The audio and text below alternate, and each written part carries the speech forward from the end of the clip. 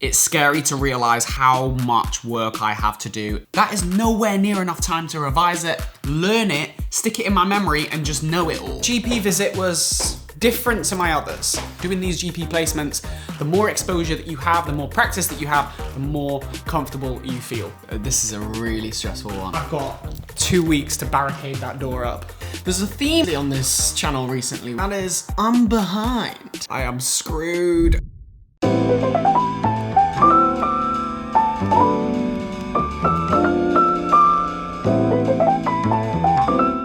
Good morning, it is Monday. We've got a very big week pending. Consultation skills in 20 minutes, so let's get into it.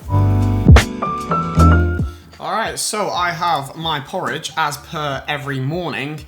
Coffee, 2 of them in my coffee pill mug. Yeah, so I've got consultation skills in 20 minutes. And after that, I've got my case closed for case 8. And guys, I kid you not, right? I'm so behind. There's a theme obviously on this channel recently with all these Week in My Life videos, and that is, I'm behind. And that's because I've just not been keeping up. And the reason for that last week is not only because the week before that, I had loads of problems with my laptop, so I actually got none of case 6 done. It's because last week during case 7, I decided to prioritize catching up with case 6 for the first half of the week. Then I've just done a little bit of case 7, and I actually just completely neglected case 8. So, you know, this week, I've done no case 8 to close with, which is today's case close. I know I just made that seriously confusing and really wordy, but you get the gist. Really behind. It's not good. I've got massive amounts of catch up to do.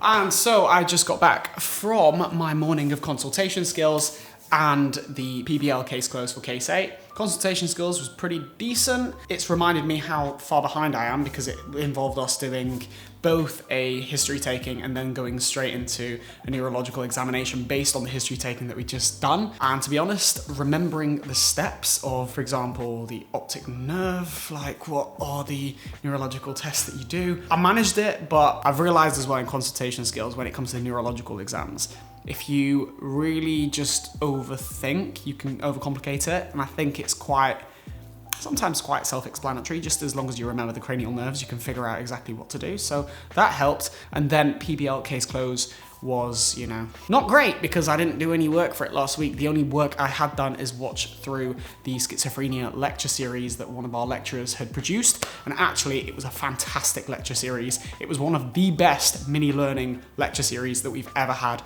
on the course. He pretty much went through the details, the pathways, the dopaminergic pathways that are affected most, and the drugs and some of the ways that they work. So really helpful. Time for some food though.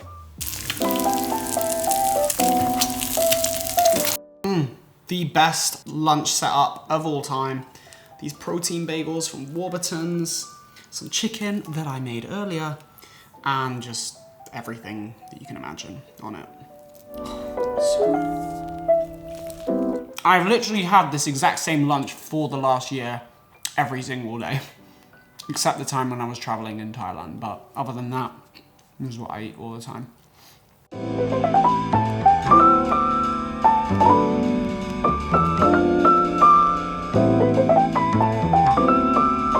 Okay, and so for the last couple of hours, I've actually been distracted doing something else. I was planning on getting some like life admin stuff done, some emails, some video scheduling, an advert that I've got to film, but actually we just got an email about our PEP dissertation that we have to do in year 2.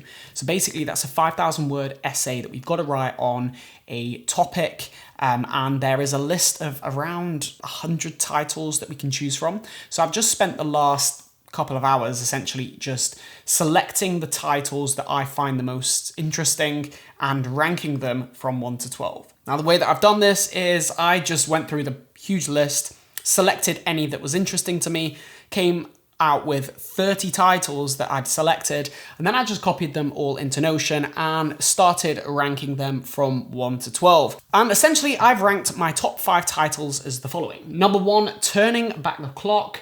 and how close we are to reversing skin aging. I find that really, really fascinating because I already use retinoid creams, and I am relatively interested in dermatology just because I like the whole aesthetic side of things. I think skin health is so important, and of course, using UV protectors such as sun cream every day is really, really essential. So I find that interesting. And the second title I've chosen is also Understanding the Process of Skin Aging. I feel like there's quite a bit of research on that, and with it being quite broad, what is the process of skin aging? I feel like there's quite a lot to write about. Third on that list is cochlear implants. I'm actually deaf in one ear, so I've got a massive interest in hearing, so that is why it is ranked number 3 on my list. Next, number 4, health benefits of intermittent fasting, and number 5, which is the best diet. The reason for that is because Sem 4, which is when we'll be writing our PEP dissertation, is all to do with the body and metabolic functions. So actually, it ties in quite nicely with the course content anyway, because we're going to be learning about diet and those sorts of things. But also I'm very interested in intermittent fasting, because if you guys have been watching from the very start of my vlogging journey on this medical channel, you'll know that I did try the intermittent fasting for a little while. I did see the benefits, I was more focused, but I personally didn't like the fact that I was losing a lot of weight, so I didn't continue on. But that's that task done. I've ranked them, and I'm about to submit. Then I need to get on with the things that I need to get onto. Right, so I've just done about an hour of Case 8, which is the only bit of Case 8 I've actually done, but I've spent some time organising exactly what the topics are within the schizophrenia case, and actually there's not a huge deal. It does seem like the smallest amount of content to actually get through because it is building on the previous cases. So I do feel a bit better about the fact that I've done no work last week, but there is still a lot to get through. I do need to do some exercise though, so I am going to go swimming with the university swimming team now for the next 2 hours, and then get some more work done, hopefully before bed, cook some food. And then basically, I'm gonna call it a day because tomorrow I've got a big day. I've also got a hospital placement, GP placement, one or the other. See you then.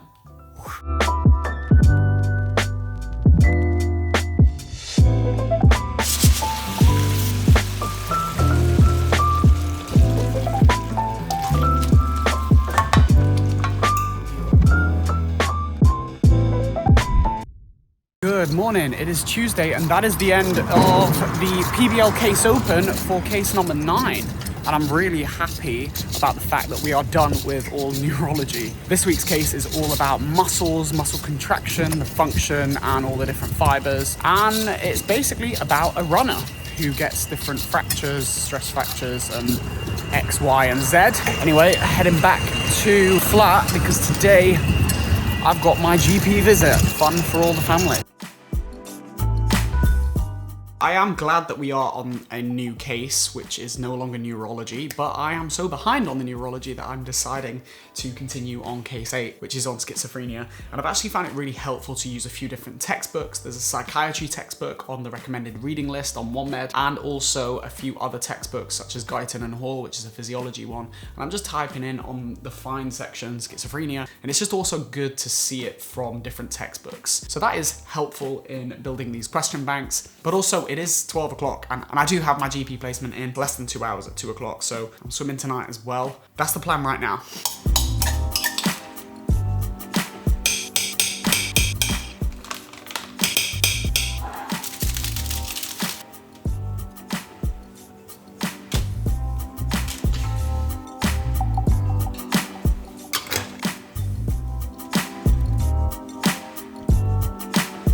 And so for lunch, I've got my spicy tuna with Tabasco, jalapenos, and I basically got the inspiration from this, from Joe and the Juice.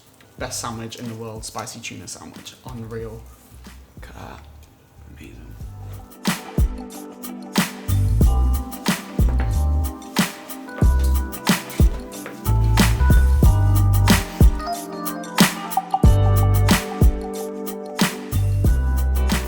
And so I am off on my second GP visit of this year 2. So I'm excited, no idea what to expect. The practice is a 20-minute cycle away, 15-minute cycle away, so got my rucksack. Let's head over there now. See you after.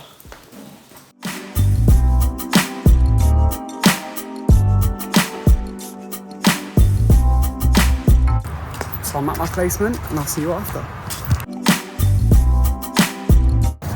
And there you have it. That was the GP placement in a very deprived area. But let's get back to the flat.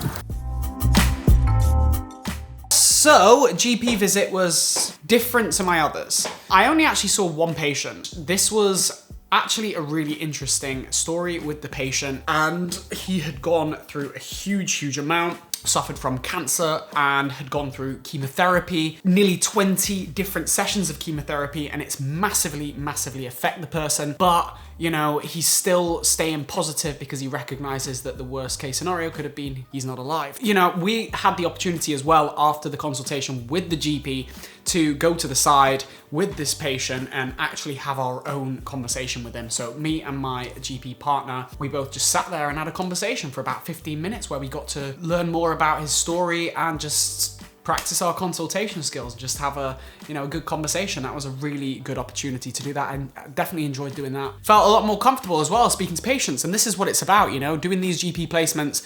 The more exposure that you have, the more practice that you have, the more comfortable you feel. But then after that patient and speaking to them, we were asked to just go and have a wander around practice, like outside the practice. So me and the partner, we wandered around the area and just was told to take any observations of the area, and it was a pretty deprived area, that's all I could say. It just reflects in the patient demographic. It was pretty much all the placement consisted of.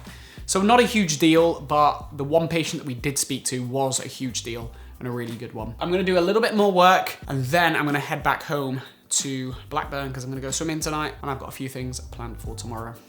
Let's go.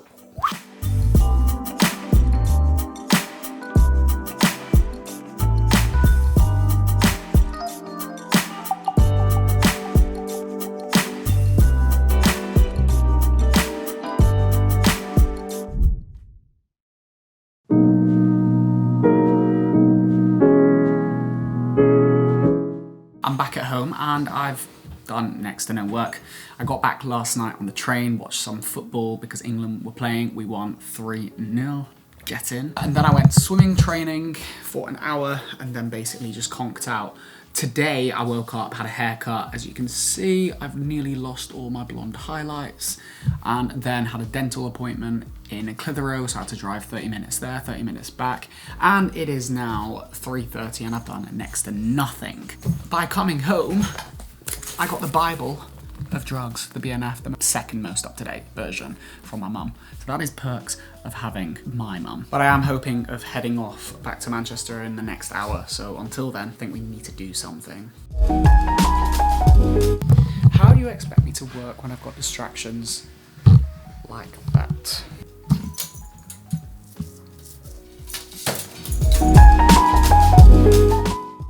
And so I am back in Manchester. Today has just been manic. Really got no work done. I managed to get a little bit of preparation for the Fizz Farm reading that we're doing tomorrow morning at 9 AM. I did that in the car on the way back here to Manchester. But now I'm going to an event for the rest of the evening, meeting a friend, hanging out, and just having a night off from not doing much. So I'll catch you guys tomorrow.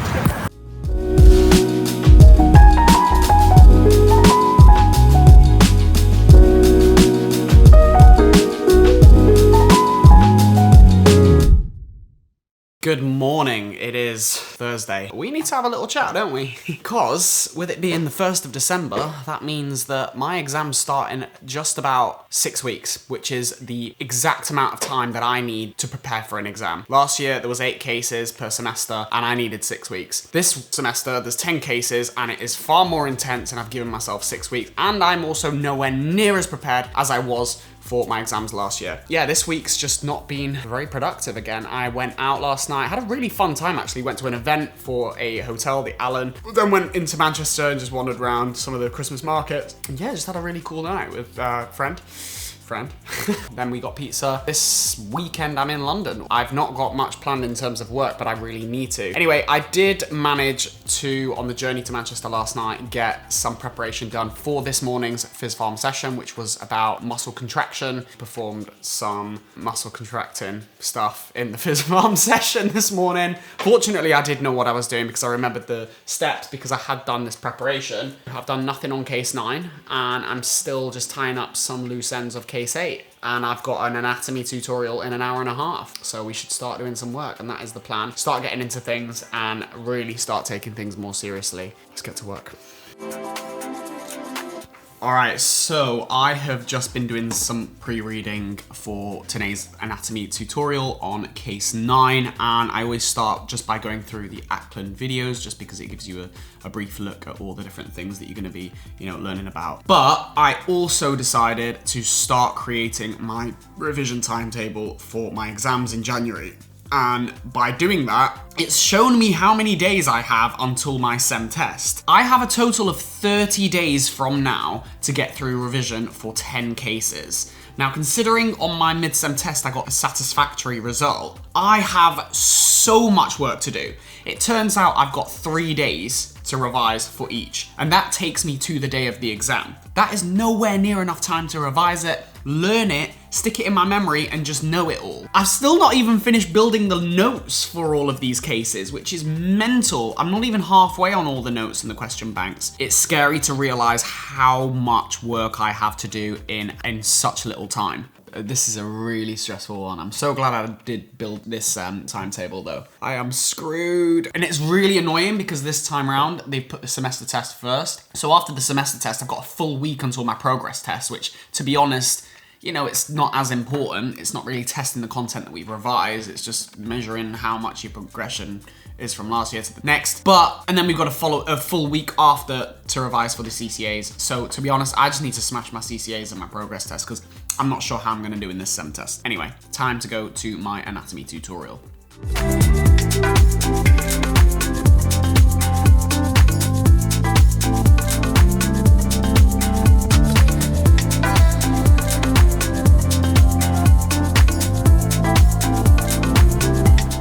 Alright, so I've just left an online lecture about muscle dystrophy and some abnormalities that can occur in muscle, because that is the topic of this week's case, essentially. Now I want to get back to just building as many question banks as I can on the anatomy of the thigh. I've been doing that all afternoon using KenHub, teachmeanatomy.com, and I find that they are really good resources. And having done that, and having attended my tutorial earlier today, it's made me realize I know nothing and there's a huge amount to learn and I need to get on with it. So that is the plan. Continue on with the anatomy. Yeah, just get as much done before work tonight.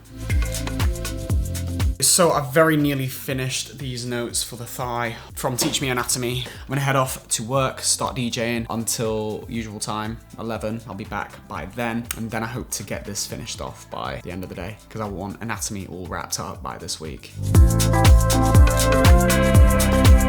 Guess who's home? Look who it is. Not for long. When are you leaving? 3 weeks time. So I've got 2 weeks to barricade that door up to get him to stay. But in other news, look at what we've got up. We've got the Christmas tree to make things a little bit more festive and just to create a bit of a vibe, but we have still got this massive light, which I've been told I needed to put it upwards because otherwise it's very intimidating and flat. That being said, I think the Christmas tree looks pretty. Feel like Christmas is here? This morning when I woke up and it was absolutely freezing, I was like, all right, it's December now. It's December now. And there's an advent calendar. I'm gonna eat something because DJing was good, but I'm still hungry. Probably get some more work done. And then call it a night. See you tomorrow, Friday.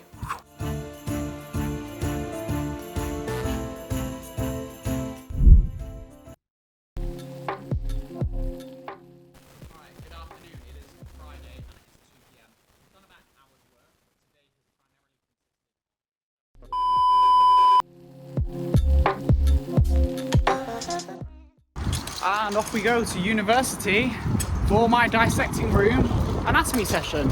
And this is the first one I actually feel relatively prepared for because I have done a lot of work on it and I have finished this week's anatomy, so yeah.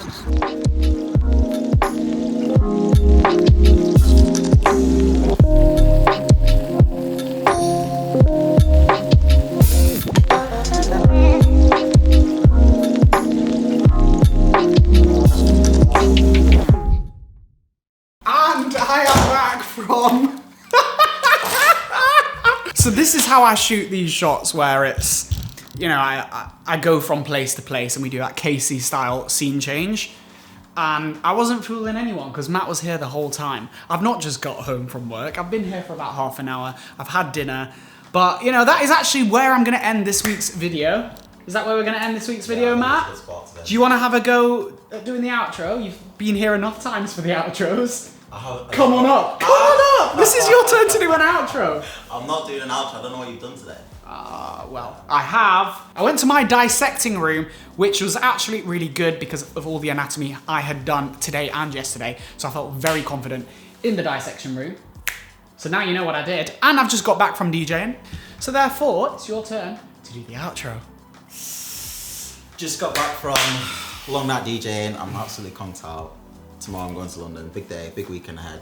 See you all tomorrow. Hit the like button, subscribe, please follow. It makes a massive difference. Not all of you are subscribed that are watching this right now, so it makes a massive difference. You done now? And that is us signing out. See you in the next one.